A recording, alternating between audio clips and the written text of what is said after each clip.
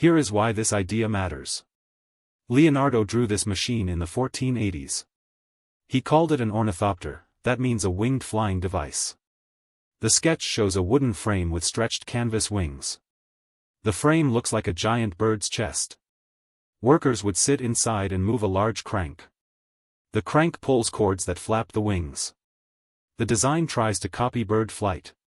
The wings are thin and curved. The shape helps lift the craft into the air. The weight of the wood keeps the device stable.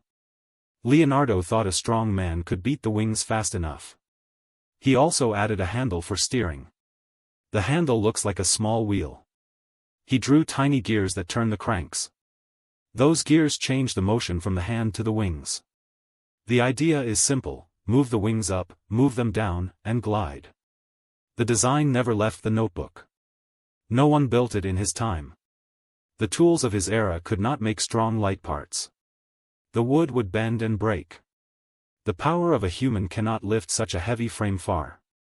Modern materials can fix those problems. Carbon fiber can replace wood. An engine can replace the crank. That is why today we have helicopters. The modern rotor looks like a spinning wing.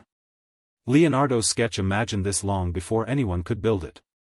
The art style of the drawing is soft and careful. He used fine lines and shading.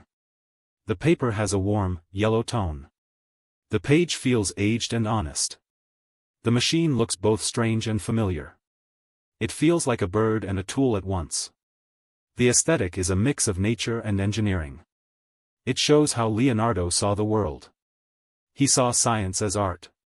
He saw art as science. That is why we still study his notes. They teach us to dream and to test. The ornithopter lives now as a symbol of bold imagination. It reminds us that ideas can fly long after they are drawn.